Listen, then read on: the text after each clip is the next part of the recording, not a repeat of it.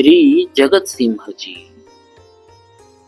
भक्तों के स्वामी जो भगवान है, उनके महान भक्त श्री शिव को संतुष्ट करने वाले भक्तराज श्री जगत सिंह जी वासुदेव के पुत्र थे। आप राजाओं में श्रेष्ठ, भक्ति में दृढ़ निष्ठा वाले भक्त थे। आपने अपनी सच्ची प्रीति तथा विनम्र स्वभाव से श्री लक्ष्मी नारायण भगवान को अपने वश में कर लिया था। आपका सुयश कलयुग के दोष पापों को नष्ट करने वाला है। आपकी आज्ञा अटल थी, उसका उल्लंघन करने का साहस किसी भी योद्धा या दुष्ट में नहीं होता था। समर भूमि में आपके पराक्रम को देखकर वीरों की सेनाएं प्रसन्न हो जाती थी और दुने उत्साह से युद्ध करने लगती थी। आपके भुजदंड प्रचंड सूर्य के तुल्य थे, उससे भय रूप अंधकार का सर्वथा नाश हो जाता था। जोधपुर में तहसील जैतारण में बलुंदा नामक एक ग्राम है। प्रसिद्ध राठौड़ राव दुदा जी के पौत्र राव जयमल जी थे।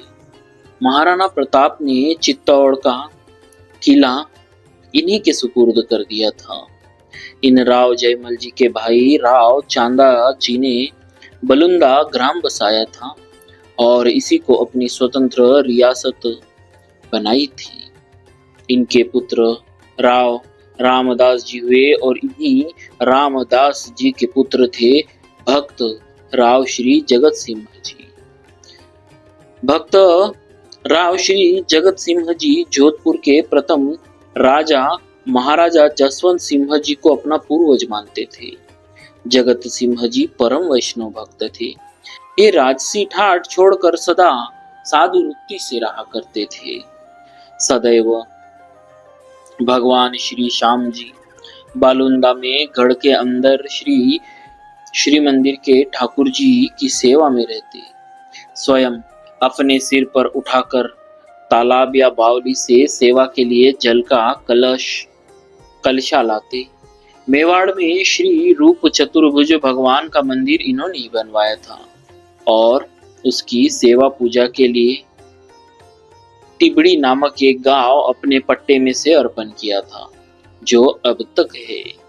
इन्हीं चतुर्भुज जी के पुजारी प्रसिद्ध श्री देवा जी थे, जिनके लिए भगवत विग्रह के बाल सफेद हो गए थे।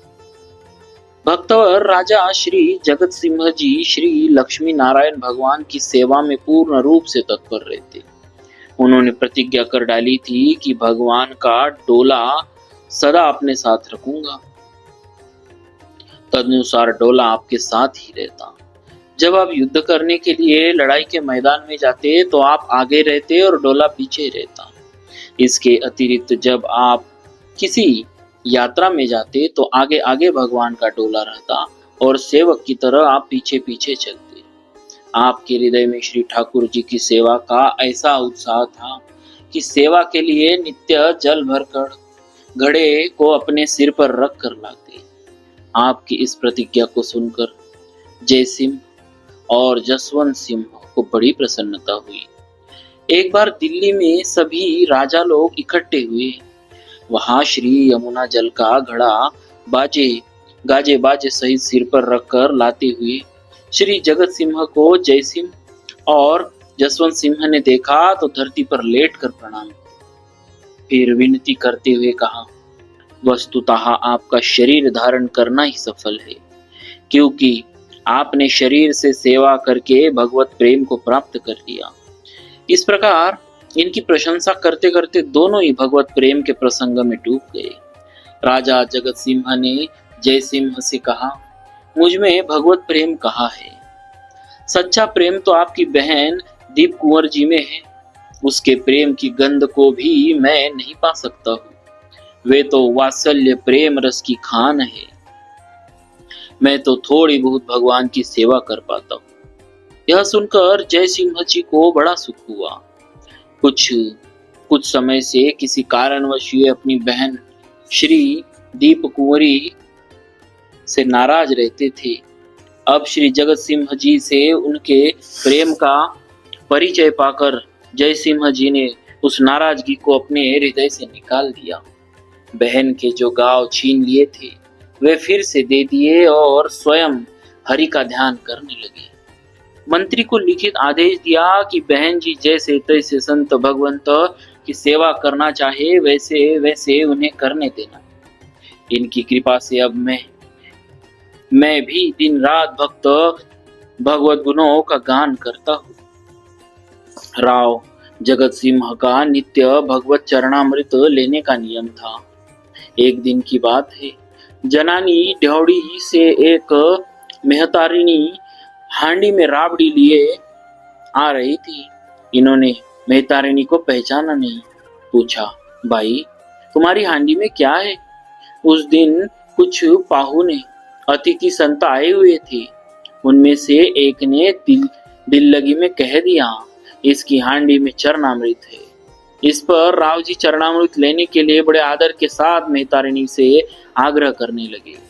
उसने हाथ जोड़कर कहा, मैं भंगिन हूँ, हांडी में राबड़ी है, चरणामृत नहीं है।